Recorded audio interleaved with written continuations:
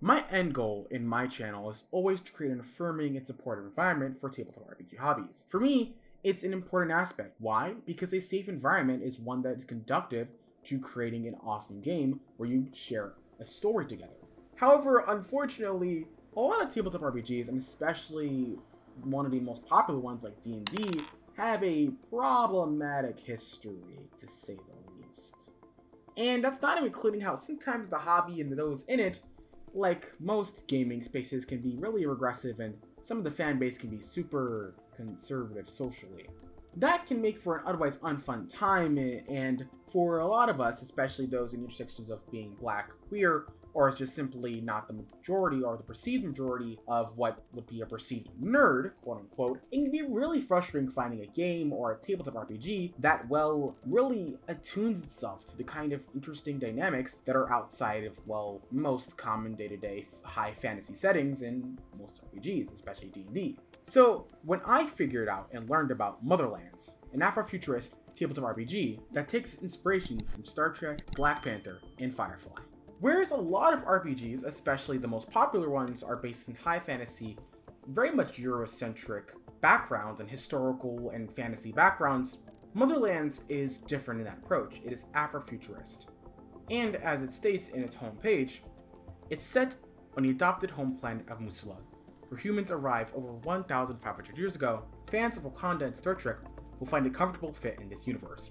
Players can play as descendants of the alien culture that called Musula, home before humans arrived, or as one of the cultures that evolved from the blending of human and alien technology over the centuries. Gameplay focuses on cultures, skills, and values, so your character's abilities are built around what they're good at and what they care about to ensure a fully invested outcome. And the best part, if you're interested in seeing more about Afrofuturism, and specifically Motherlands, then there is an actual play on YouTube and Twitch. And the best part is that this is designed by a range of black RPG designers, with some of them even working on Critical Role, if that's your thing. So, Motherlands is a unique opportunity, especially in RPG spaces which are predominantly white and predominantly cisgender.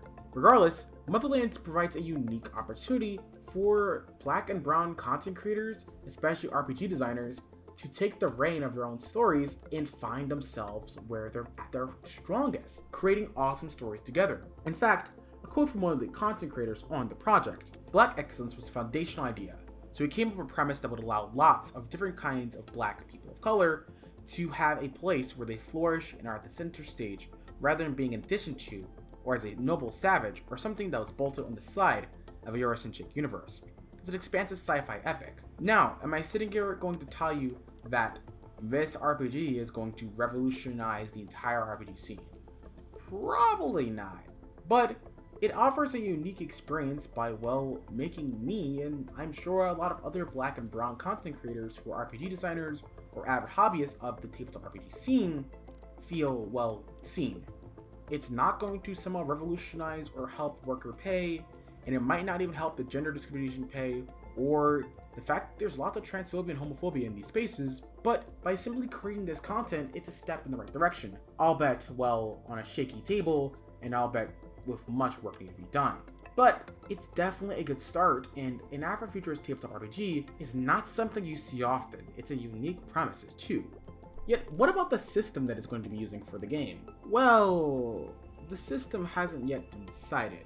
From the creators, it's fairly a pragmatic and business decision.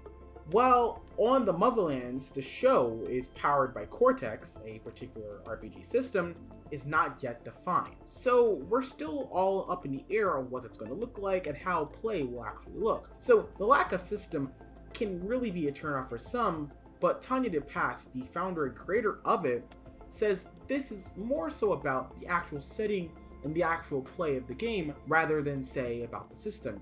Overall, my feelings about this RPG is that it's an awesome idea. I think an Afrofuturist tabletop RPG is something that we all should at least know about. And I'm sure there's Afrofuturist and Black diasporic influence in other RPGs, but I don't know of any that does it just like this with this kind of cast of people, from Tanya DePass to other content creators as listed up there. So this is awesome. I'm happy to hear about this, and it's a really great time for the RPG scene. However, I am still a bit hesitant about the fact there's a lack of system. Also, I think it needs to be made point again, just because you add diversity to a hobby does not mean all the issues otherwise disappear. So, while I am hesitant about the Cortex system and whatever it is going to be using, I'm confident this is going to be an awesome game when it's finally released fully. What do you think? Do you think this Afrofuturist inspired tabletop RPG is going to be lackluster, or do you think it's going to be awesome? Let me know down below in the comment section. And if you like this content, feel free to like. I'm your average everyday queer host, Blurry Disposition. I hope you all have an awesome day. Ciao!